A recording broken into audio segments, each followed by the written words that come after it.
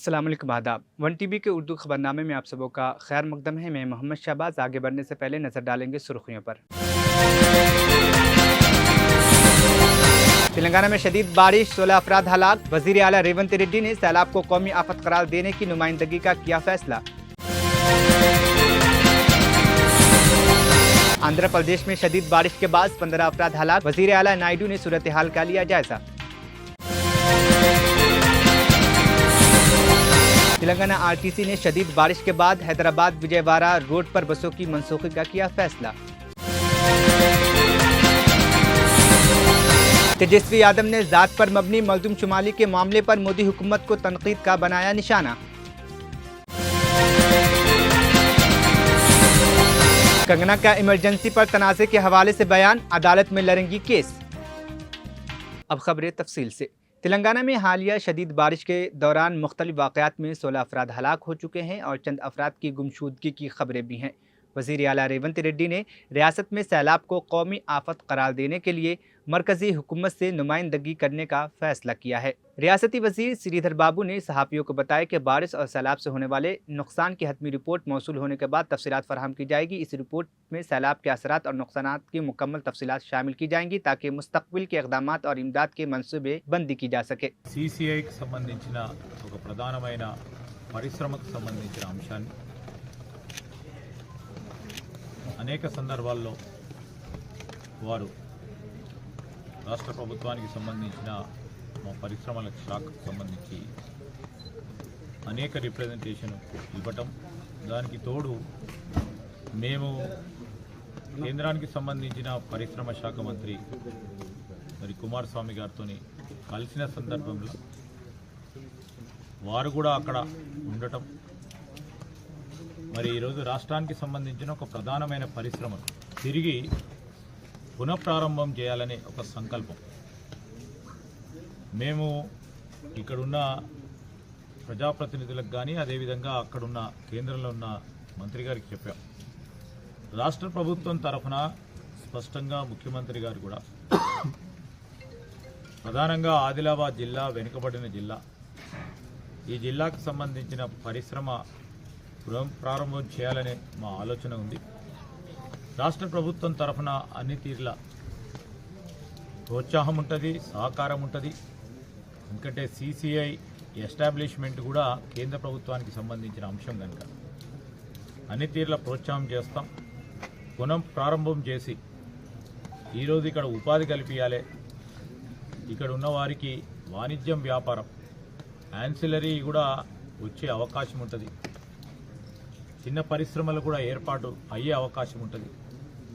ఆ తరుణంలో మేము పూర్తి స్థాయిలో మా ప్రభుత్వం మీకు అండగా నిలబడుతుందని నేను ఇక్కడ ఉన్న గౌరవ శాసనసభ్యులు శంకర్ గారికి కూడా మరి తెలియజేయడం జరిగింది. దాంట్లో భాగంగానే మా ప్రభుత్వం ఈరోజు చాలా స్పష్టంగా ఒక పరంగా ఉద్యోగ అవకాశాలు కల్పించాలని మేము మొన్ననే నైపుణ్యాన్ని పెంచే స్కిల్ యూనివర్సిటీని ఏర్పాటు చేస్తా ఉన్నాం. ఆ క్రమంలో ఇలాంటి పరిశ్రమలకు కూడా ఈ స్థానికంగా ఉన్న యువతకి ఉపాధి కల్పన అనేది ప్రధానమైన అంశం. దానికి సంబంధించి ఆదిలాబాద్ జిల్లాకి పెట్టుబడులు వస్తున్నాయంటే పెట్టుబడులకు సంబంధించిన వాతావరణం ఏర్పాటు కావటం అదొక అంశం. దీనిపై ఆధారపడి నేరుగా 500 మందో 1000 మంది డైరెక్ట్ రిక్రూట్మెంట్ ఉన్న దాదాపు ఇంకా అవకాశం ఉంటుంది. ఇంకో 1000 మందికి, ఇంకో 2000 మందికి. దీనిపై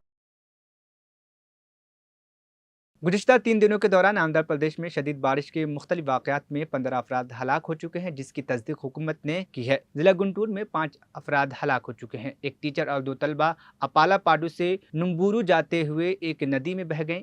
मंगलगिरी टाउन के बल्दी हलके में एक 80 साला खातून चट्टान गिरने से हलाक हो गई। बारिश से जुड़े दीगर वाक़यात में जिला प्रकाशम के मार्कापुरम डिवीजन में तैराकी के दौरान 3 बच्चे गर्क हो गए। आईएएस के मुताबिक विजयवाड़ा में आज भी कई कॉलोनियां डूबी हुई है। हुकाम ने रेस्क्यू और रिलीफ ऑपरेशन तेज कर दी है और एनडीआरएफ, एसडीआरएफ की टीमें और मुख्तलिफ महकमों के बचाव अमले ने कश्तियों का इस्तेमाल करते हुए सैलाब से मुतासरा इलाकों से आवाम को रिलीफ कैंपों में मुंतकिल किया है। वजीर आला नायडू ने सूरत हाल की निगरानी के लिए विजयवाड़ा में शब बसरी की है और सैलाब से शदीद मुतासरा अजीत सिंह नगर के इलाकों का दौरा किया।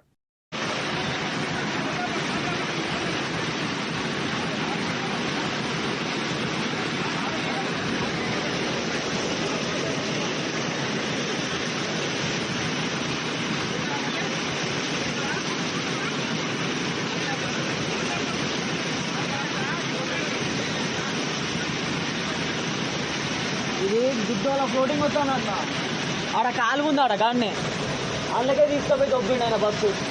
Incoming voice call from +91-964077-72271 on SIM1. కొంచెం అయితే అవతల వరకు వస్తుంది ఆడ చెట్టుని గుద్దింది వెనకాల. Incoming voice call from +91-964077-72271 on SIM1. Incoming voice call from +91-964077-72271. చాలా మంది బాధల్లో ఉన్నారు. ఇన్ఫ్లో ఆ వాటర్ అయితే కొంచెం తగ్గిందని అందుకు కూడా ఒప్పుకుంటున్నారు. ఇంకా 1 అవర్స్ చూడాలి బుడమేరు నీళ్లు తగ్గడం.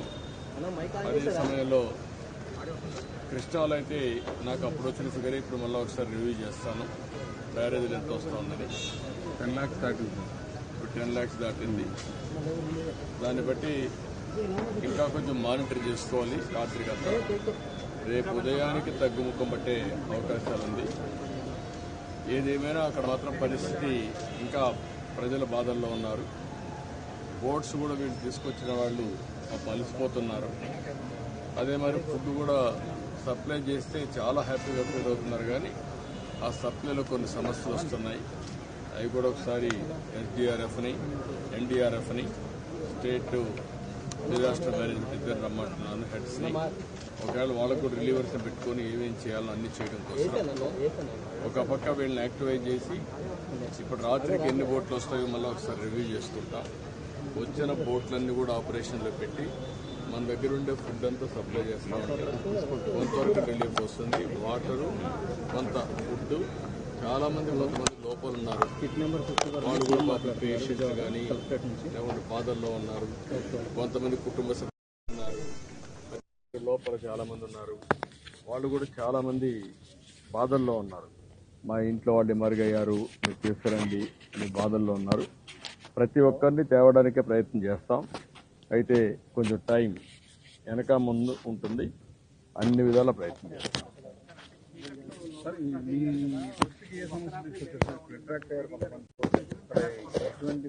ఇప్పుడు నేను ఒక ఇంటికి వెళ్ళాను. ఆ ఇంటి కూడా నిలబడుకొని అందరినీ మాట్లాడాం కొంతమందితో దారిలో. వాళ్ళంతా ఏంటంటే బాధల్లో ఉన్నారు. నేను వాళ్ళకు కొంత ఈ తీసుకుపోయినటువంటి ఫుడ్, అదే మరిగా ఈ బిస్కెట్స్ ఇవన్నీ అందజేసాం, వాటర్ అందజేసాం. చాలా హ్యాపీగా ఫీల్ అవుతున్నారు. కష్టంలో ఉన్నప్పుడు వాళ్ళ ముఖంలో ఆనందం, ఒక ధైర్యం వచ్చింది. అదే మరిగా ఒకరిద్దరు మేము రావాలి, ఎట్లా తీసుకెళ్ళండి అంటే వెనకనెక్కిచ్చాం. అలాంటి 1-2 చేయగలిగాం. అయితే ఏది ఏమైనా అందరికీ న్యాయం జరగాలి. ఇది కంటిన్యూగా నిరంతరం శ్రమ చేసి ఈ కష్టకాలంలో వాళ్ళ ఆత్మస్థైర్యం దెబ్బతినకుండా వాళ్ళని ఏ విధంగా తీసుకురావాలనో అన్ని విధాల ప్రయత్నం చేస్తాను. రాత్రి కూడా ఆ పని చేస్తాను. 2-3 స్ట్రీట్స్ లో కూడా వెళ్ళారు కదా సార్ బోట్ వేసుకుని, ఏం చెప్పారు? బోట్ వేసుకొని వెళ్ళిన తర్వాతనే నేనే తీసుకుపోయి ఫుడ్ కూడా, భోజనం, బిస్కెట్స్ అవన్నీ ఇచ్చాం. ఇస్తే చాలా హ్యాపీగా ఫీల్ అయ్యారు. మంచినీళ్ళు కూడా ఇచ్చాం. దాంతో కూడా వాళ్ళలో చాలా ఆనందం కనపడింది. ఇంకా రాత్రికి ఎంతవరకు వీలైతే అంతవరకు నీళ్లు పుష్ చేయాలి. ఎంతవరకు వీలైతే అంతవరకు ఫుడ్ కానీ ఇవ్వగలిగితే కొంత రిలీఫ్. అందరిలో అక్కడి నుంచి బయట రావాలని కోరుకుంది. కొంతమంది పేషెంట్ ఉన్నారు, పిల్లలు ఉన్నారు, కొంతమంది యంగ్స్టర్స్లో కూడా కిడ్నీ పేషెంట్ ఉన్నారు. చాలా అది విన్నప్పుడు ఒక్కొక్కరికి ఒక ప్యాథటిక్ స్టోరీ ఉంది. వాళ్ళందరినీ తీసుకురావాల్సిన బాధ్యత ఉంది. నేను చాలా సైక్లోన్స్ చూశాను. ఒక్కొక్కటి ఒక్కొక్క రకంగా ఉంటుంది. ఆ రోజు మీరు ఒకసారి చూస్తే హరికేన్ తుఫాన్లో పూర్తిగా చెట్లన్నీ పడిపోయి రోడ్డు అంతా కూడా బ్లాక్ అయిపోయింది. నీళ్లు లేకుండా ఉన్నాయి, కరెంట్ లేకుండా ఉన్నాయి. అవి ఇవ్వడానికి చాలా టైం పట్టింది. అదే సమయంలో హుదూద్ మీరు చూస్తే చెట్లు పడిపోయేసి చాలా బీభత్సం సృష్టించింది. నాకు 2-3 రోజులు పట్టింది నార్మల్ అంటే ఎంటర్ కావడానికి. అక్కడి నుంచి కంట్రోల్కి వచ్చింది. ఆ 2 ప్లేసుల కంటే ఈ ప్లేస్లో వాటర్ ఒకటి పెద్ద సమస్య. అంటే నాకు కూడా పోవడానికి మళ్ళీ ఇక్కడి నుంచి అక్కడికి వెళ్ళడం, బోట్లో ఎక్కడం, కొన్ని ఇండ్లే చూడడం, ఇవన్నీ చూసి మళ్ళీ ఇక్కడికి రావడం, మళ్ళీ వీళ్ళందరినీ అలర్ట్ చేయడం, ఇవన్నీ చేయాల్సి వస్తూ ఉంది. అంటే ఇది నిరంతరం ఏ విధంగా చేయాలి, ఎట్లా దీన్ని స్ట్రీమ్ లైన్ చేయాలి, ఎంత తొందరగా వీళ్ళని ఆదుకోగలుగుతామో అన్ని ప్రయత్నాలు చేస్తాం. కొన్ని గంటలు చేస్తాం సార్, కొద్ది గంటలు మార్నింగ్ అన్నీ వచ్చేస్తాయి. రేపు హెలికాప్టర్స్ 4 వస్తాయి, 5, 6 వస్తాయి. అదే సమయంలో బోట్లు వస్తాయి. అప్పటికి నీరు కూడా తగ్గచ్చు. తగ్గినప్పుడు ఇంకొంచెం బెటర్గా వస్తుంది. మా అడ్మినిస్ట్రేషన్ అంతా కూడా రేపు సెట్ అవుతుంది. ఫస్ట్ డే కాబట్టి బ్రీతింగ్ ప్రాబ్లమ్స్ మా వాళ్ళలో కూడా ఉన్నాయి. అవన్నీ సెట్ అవుతాయి. ఏది ఏమైనా సహాయం అనేది అవసరమైనప్పుడు, కష్టాల్లో ఉన్నప్పుడు చేసే సహాయం. అందుకే నేను ఎట్టి పరిస్థితుల్లో కూడా పుష్ చేయాలని చూస్తున్నా. లాస్ట్ మైల్ వరకు నా ప్రయత్నాలు అన్నీ చేస్తాను. మనసు బాధపడుతుంది వాళ్ళని చూసినప్పుడు. చాలా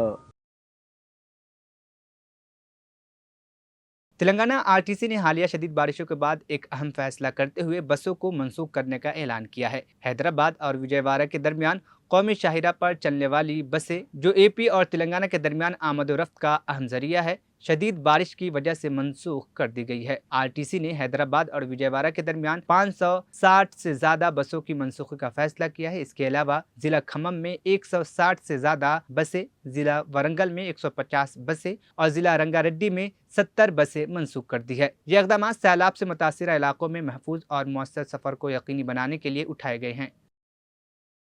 सदर नशीन तेलंगाना वक्फ बोर्ड सैयद अजमतुल्लाह हुसैनी ने ऐलान किया है कि वक्फ बोर्ड का एक वफ्द 6 सितंबर को दोपहर 2:30 बजे दिल्ली में ज्वाइंट पार्लियामेंट्री कमेटी के सदर नशीन से नुमाइंदगी करेगा। इस नुमाइंदगी के दौरान वक्फ तरमीमी बिल 2024 के खिलाफ एक याददाश्त पेश की जाएगी, जो रियासतों के वक्फ बोर्ड के इख्तियारात को ख़त्म करने और वक्फ को नुकसान पहुँचाने के खदशात को उजागर करेगा। सैयद अजमतुल्लाह हुसैनी ने मज़ीद कहा कि तेलंगाना वक्फ बोर्ड मुल्क का पहला और वाहिद बोर्ड है जिसने वक्फ तरमीमी बिल 2024 के खिलाफ करारदाद मंजूर की है। वक्फ अमेंडमेंट बिल 2024 इसको लेकर हम स्पेशल बोर्ड का मीटिंग बुलाए थे पिछले हफ्ते। उस मीटिंग में हम लोग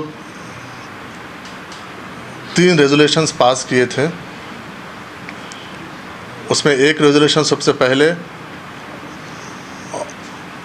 और हिंदुस्तान का वाहिद तेलंगाना वक्फ बोर्ड है। ये bill amendment bill parliament house में आने के बाद पहला बोर्ड है जो इसको यूनानिमसली इसको रिजेक्ट करते हुए एक बिल पास किए थे हम। और उसके बाद उसमें 2 चीज़ें हम उसमें ऐड किए थे। एक कि हम पार्लियामेंट्री जॉइंट वर्किंग कमेटी को हम जो एक रिप्रेजेंट करेंगे तेलंगाना वक्फ बोर्ड की जानिब से, इससे हम उसके बाद हम उसी दिन जॉइंट वर्किंग के लिए हम उनको सॉफ्ट कॉपी भेजना है। तो आज उनसे भी कुछ, अगर शाम तक आपके पास भी कुछ सुझाव हो तो आप दीजिए, रिटर्न में दीजिए। ज़रूरी नहीं है कि 40 के 40 अमेंडमेंट के ऊपर आपको जो समझ में आया सुझाव दीजिए। हम इनको सबको इनकॉर्पोरेट करके एक हम रिप्रेजेंटेशन अच्छा तेलंगाना की वक्फ बोर्ड की जानिब से हुकूमत जो जॉइंट पार्लियामेंट वर्किंग कमेटी है उसको हम 6 तारीख के दिन प्रेजेंट करेंगे, क्योंकि 6 तारीख के लिए 7 मेंबर्स का हमको परमिशन मिला है। 7 मेंबर्स के लिए हम मैक्सिमम आप 5 से 7 मेंबर आ सकते हैं करके हम उनको रिक्वेस्ट किए कि मेंबर्स को आप थोड़ा सा बढ़ाइए। तो वो बोले कि नहीं, हम 5 से 7 मेंबर से ज़्यादा हम नहीं है। तो इसलिए हम तेलंगाना की जानिब से इंशाल्लाह हम 7 मेंबर्स, बोर्ड के जानिब से 7 मेंबर्स वहाँ पर। मरकज़ी तफ्तीशी ब्यूरो CBI ने पीर को कोलकाता के आरजीकर मेडिकल कॉलेज और अस्पताल के साबिक प्रिंसिपल संदीप घोष को गिरफ्तार कर लिया। संदीप घोष को अस्पताल में माली बेज़ाब्तगियों के मामले में गिरफ्तार किया है। इब्तदाई तौर पर बंगाल पुलिस की SIT इस मामले की जांच कर रही थी, लेकिन चंद दिन कबल कोलकाता हाईकोर्ट के हुक्म पर केस CBI को मुंतकिल कर दिया गया था। संदीप घोष की गिरफ्तारी इस वक्त अमल में आई जब CBI ने आरजीकर अस्पताल की डॉक्टर की इस्मत दरी और कत्ल के मामले में अपनी तफ्तीश को तेज कर रही है। यह इक़दाम CBI की जानिब से अस्पताल में जारी तहक़ीक़ात में एक अहम पेशरफ्त है। কলকাতা পুলিশ ডক্টর সাহেব রায় এখানে অবস্থান করছেন, ওনাদেরকে ফ্যাসিলিটেট করা হচ্ছে, এখানে ব্যারিকেডিং করে পিসফুল প্রোটেস্টের জন্য জায়গা দেওয়া হয়েছে। আমরা বারবার রিকোয়েস্ট করেছি যদি আপনারা ডেলিগেশন পাঠাতে চান লালবাজারে আপনারা নিয়ে যাবেন, আমাদের অফিসার সিনিয়র অফিসার স্কট করে নিয়ে যাবেন ওনাদেরকে। এটাই বারবার আমাদের এডিশনাল সিপি সাহেব বললেন, ডিসি ম্যাডাম ছিলেন, আমিও ওটাই রিকোয়েস্ট করেছি ওনাদেরকে কি আপনারা যদি ওখানে যেতে চান তাহলে লালবাজারে গিয়ে আপনি সিনিয়র অফিসার সঙ্গে কথা বলতে পারেন।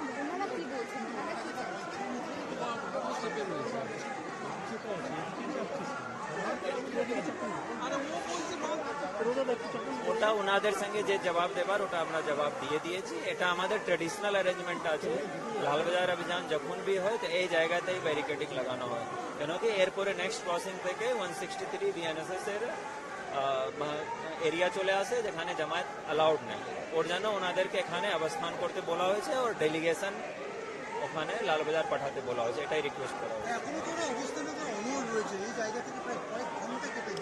এর জন্য আমরা বারবার ওনাদেরকে রিকোয়েস্ট করছি যদি ওনারা কনসিডার করে ডেলিগেশনটা পাঠাতে। नहीं এখন অবধি ওনারা কিছু জানান না।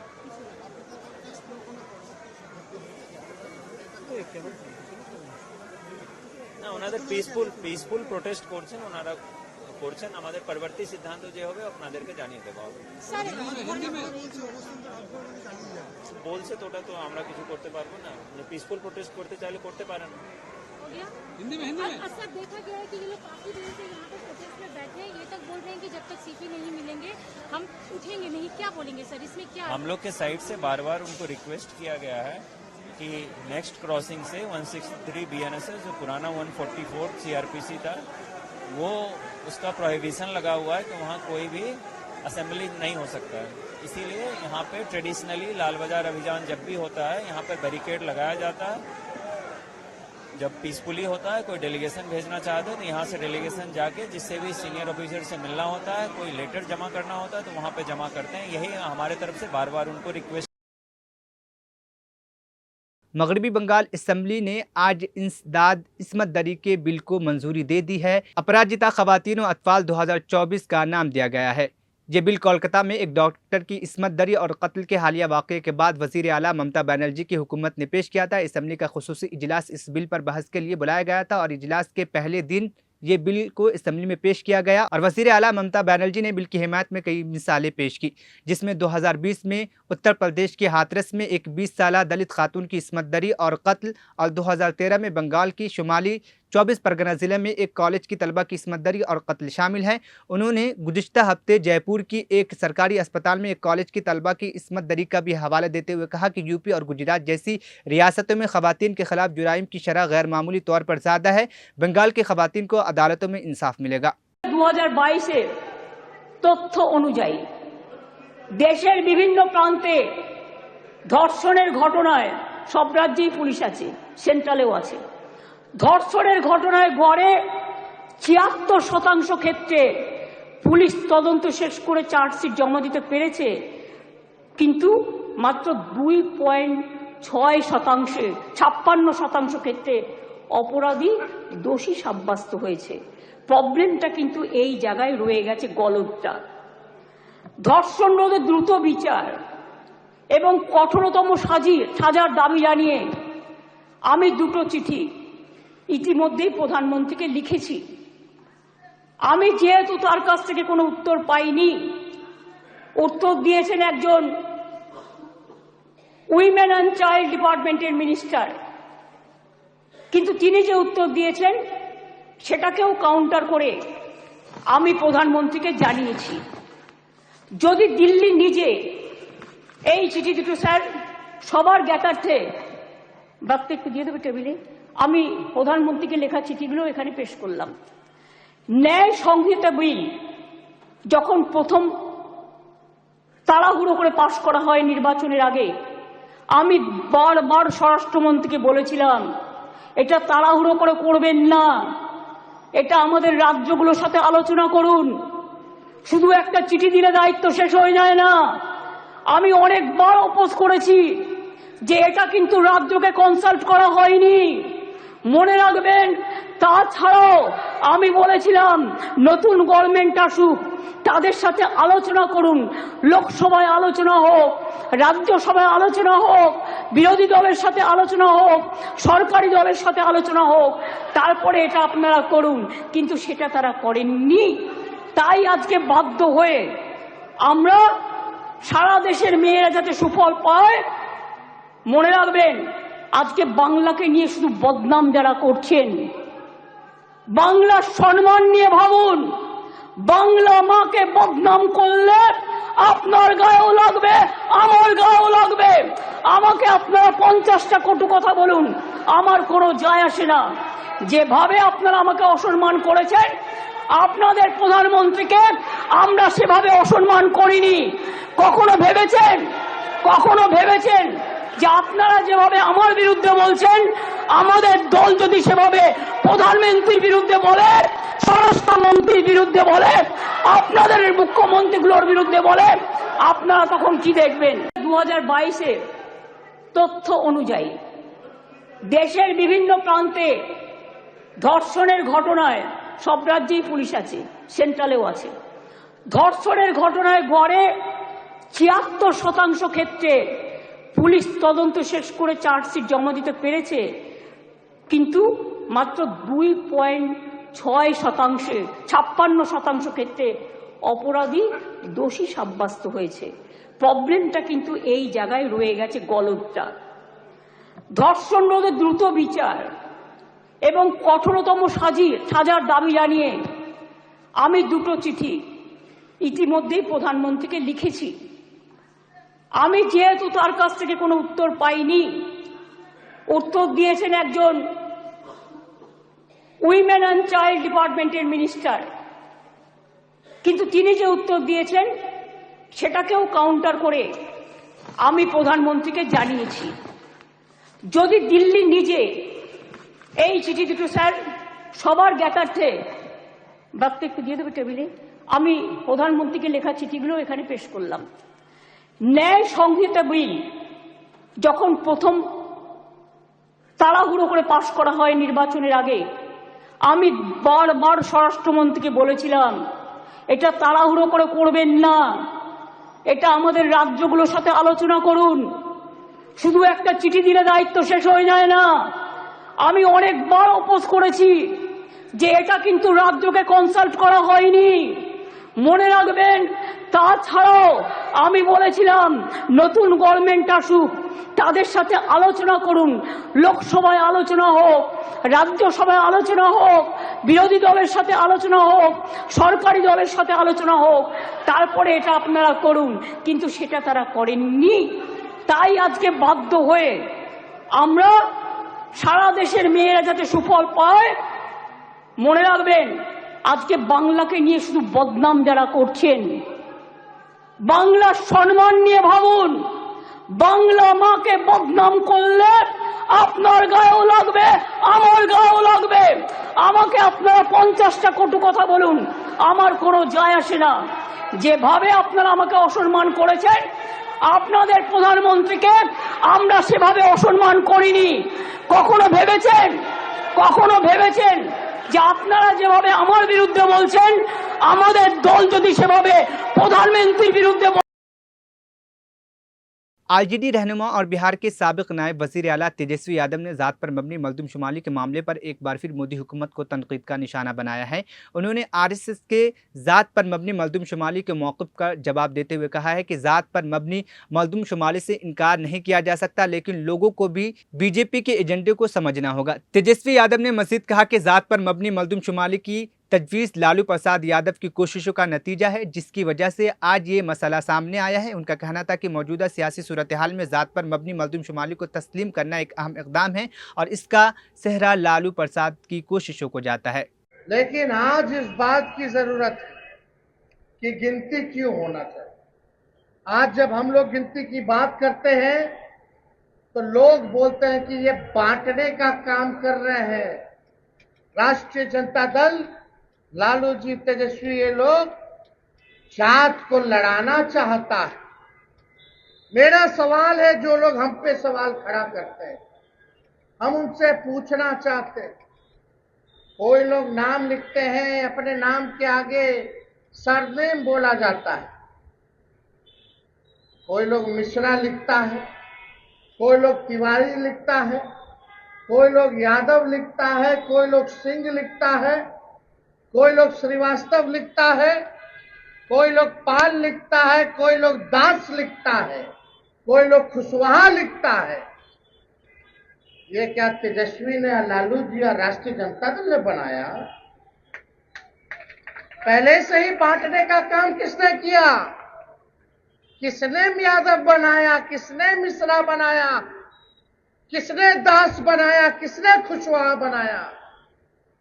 हम तो वो बात कर रहे हैं, चाहे सिंह हो, चाहे श्रीवास्तव हो, चाहे पाल हो, दास हो, यादव हो, चाहे स्वर्ण जाति के लोग हों, पिछड़ी जाति के लोग हों, अति पिछड़ी जाति के लोग हों, दलित हों, आज उनकी स्थिति क्या है जरा ये पता करो। ये पता करो कि गरीबी सबसे ज्यादा किस जाति में है। चाहे जिस जाति में गरीबी है, गरीबी हमारा दुश्मन है, उसको मिटाने का काम करो। यही तो हम लोग चाहते हैं। आरएसएस ने आज कहा है कि अगर पिछड़े तबकात के फैलाव बहबूद के लिए जात पात की मर्दमशुमारी कराई जाए तो उसे इस पर किसी को एतराज़ नहीं है, लेकिन ये अमल सियासी मफाद के लिए इस्तेमाल नहीं होना चाहिए। संघ ने इस बात का भी जिक्र किया कि बीजेपी के सदर जेपी नड्डा के इस तबसरे की अहमियत को कम किया है कि पार्टी को अब किसी नज़रियाती सरपरस्त की ज़रूरत नहीं है और कहा है कि ये ख़ानदानी आपसी मामला है जिसे अंदरूनी तौर पर हल किया जाएगा। आरएसएस के कौमी मीडिया इंचार्ज सुनील अम्बेकर ने 3 रोज़ा इजलास के अख्ताम पर मीडिया से बातचीत करते हुए कहा है कि हिंदू समाज में ज़ात पात और इसके मुतालिक रिश्ता इंतहाई अहमियत के हामिल है। उन्होंने मज़ीद कहा कि कौमी यकजहती और सालमियत के नुक्ते नज़र से भी ये मसाइल अहमियत रखते हैं। I think as RSS we have already commented on this issue. See, as our society, Hindu society, we have the sensitive issue of our caste and caste relations. That is a very sensitive issue. So, and of course, it is an important issue of our national unity and integrity. So, it should be dealt very seriously, not just on the basis of electioning or election practices or politics. So, I think as RSS think, yes, definitely for all welfare activities, particularly addressing to the particular community or caste which is lagging behind, and so which is the special attention is needed to some communities and caste. So for that, if sometime government needs the numbers, it is a very well practiced. So government needs the numbers, it takes, earlier also it has taken, so it can take it, no problem. But it should be only to address the welfare of those communities and caste. It should not be used as a political tool for electioneering. And so we put the caution line for everyone. Kangana ने अपनी आने वाली film emergency के हवाले से जारी तनाज़ात पर रद्द-ए-अमल देते हुए कहा है कि वो फिल्म को बगैर किसी कटौती के रिलीज़ करने के लिए अदालत में जाएंगी। उन्होंने कहा कि वो हक़ाइक़ को तब्दील नहीं करना चाहती और फिल्म की सच्चाई को बरकरार रखना चाहती हैं। फिल्म इमरजेंसी 6 सितंबर को रिलीज़ होनी थी, मगर एहतजाज और दायर करदा दरखास्तों की वजह से इसकी रिलीज़ मुलतवी कर दी गई है। सेंसर बोर्ड ने फिल्म से मुतनाज़ा सीन को हटाने का हुक्म दिया है, जिस पर कंगना ने हाल ही में शुभंकर मिश्रा के पॉडकास्ट पर नाराज़गी का इजहार किया। कंगना ने कहा, लड़का लड़की दरख्त के पीछे रोमांस करते हो, वही पुराने ज़माने की कहानियाँ बनाते हो। आज हम इससे डरते हैं, कल किसी और से डरेंगे, फिर लोग हमें डराएंगे, लेकिन हम हर चीज़ से डरते हैं। हम कब तक डरते रहेंगे? को लड़ाने के लिए अगर ये फिल्म रिलीज हो गई ना, तो यहाँ इतने दंगे फैलेंगे कि जगह जगह पे कत्लेआम होंगे। इसमें टोटल एंटी सिख और एंटी हिंदू दिखाया गया है, जो आपस में कत्लेआम बताए हुए हैं, जिससे कि फैलेगी बर्बादी। और यहाँ पे जो बर्बादी होगी वो उसका तमाशा देखने वाली है। वो हिंदुस्तान को क्यों बर्बाद करना चाहती है ये पता नहीं है। हम इतना ही चाहते हैं कि ये फिल्म को बैन कर दिया जाए, हिंदुस्तान को बचाया जाए, हिंदुस्तान में अमन और शांति लाई। हम फौजी हैं, हम हमेशा लड़ने के लिए जिए हैं और हमारे को खालसा बनाया गया है। फौज, खालसा एक फौज है, हमारा काम है लड़ना अगेंस्ट गलत चीज़ों के लिए, हक के लिए। ये गलती कोई भी करे हम उसको बख्शेंगे नहीं। और तूने तो इतनी बड़ी गलती कर ली है कि तेरा क्या होगा हशर, ये अभी ऊपर वाला ही जानता है, जो बैठा है, जो देख रहा है, ये वही जानता है। इसको सिखों से क्या आपत्ति है, क्या दुश्मनी है, ये वही जानती है। और वो ऐसा क्यों कर रही है, अपने आप अच्छे के लिए, वो एक शो के लिए जो उसका काम है वो करना चाहती है, मीडिया में आना चाहती है या जूते खाना चाहती है। ये हरकत उसकी जूतों की है और जूते खाएगी। इस पिक्चर को नष्ट कर दे, नहीं तो तेरा हशर बहुत बुरा होना है। ये आप सभी से ये जानना चाहेंगे कि इतने प्रोटेस्ट के बाद भी अगर कंगना ने बात नहीं सुनी है मूवी रिलीज की, तो उस पे आप लोगों का क्या एक्शन होगा? एक्शन, जूते, एक्शन, जूतों से स्वागत, जगह जगह पे जूतों से। उसने हमारे मामा बहना को ऐसे ही बातें किया ना, उसका सब झुकाना पड़ेगा। ये सामने आ जावे, वो हमारे सामने आ जावे, अगर उसको है हिम्मत तो हमारे सामने आवे। इतिहास को अगर हम देखते हैं तो अनगिनत चीज़ें हैं जो पॉजिटिव हैं। मुगलों के समय पे लड़े, इस देश का धर्म बचाया, ब्रिटिश के टाइम पे लड़े, देश को आज़ादी दिलाई, आज भी सरहद पे लड़ रहे हैं, पंजाब जवान और किसान दे रहे हैं, बट उन सब पे कोई फिल्म नहीं बन रही। जो डिस्टर्बेंस टाइम था उसका एक इंसिडेंट, उसको भी अधूरा दिखा के, उसको मरोड़ तोड़ोड़ के नेगेटिव लाइट में पर्सनल दुश्मनी निकालने वाला काम ये किया जा रहा है। ये सिख कम्युनिटी को टारगेट किया जा रहा है और आई थिंक सो जो भी देखेगा वो जानता है इसमें कहीं पे कोई चीज़ छुपी नहीं है। विश के हम अच्छी चीज़ों को स्प्रेड करें, ना कि नफ़रतों को स्प्रेड करें। हम एक दूसरे को बांटे नहीं, जोड़ने का काम करें। आज वैसे ही सोशल मीडिया जो है एक नफ़रत का प्लेटफॉर्म बन चुकी है। आज हम मोबाइल ओपन करते हैं तो हर धर्म को, हर इंसान को एक इनसिक्योर फीलिंग कराई जा रही है। हर इंसान को ये फील कराया जा रहा है कि आप इनसिक्योर हैं, आपके अगेंस्ट कुछ लोग लड़ रहे हैं। तो विश के हमें वो लोग लीड करें। आखिर में सुर्खियां एक बार फिर। तेलंगाना में शदीद बारिश, 16 अफराद हलाक। वजीर आला रेवंत रेड्डी ने सैलाब को कौमी आफत करार देने की नुमाइंदगी का किया फैसला। आंध्र प्रदेश में शदीद बारिश के बाद 15 अफराद हलाक। वजीर आला नायडू ने सूरत हाल का लिया जायजा। तेलंगाना आरटीसी ने शदीद बारिश के बाद हैदराबाद विजयवाड़ा रोड पर बसों की मनसूखी का किया फैसला। तेजस्वी यादव ने जात पर मबनी मजलूम शुमाली के मामले पर मोदी हुकूमत को तनकीद का बनाया निशाना। कंगना का इमरजेंसी पर तनाज़े के हवाले से बयान, अदालत में लड़ेंगी केस। 1 TB उर्दू खबरनामा यहीं पर इख्तिताम पसीद हुआ। मुझे दीजिए इजाज़त, फिर होगी कल मुलाकात। अल्लाह हाफिज़।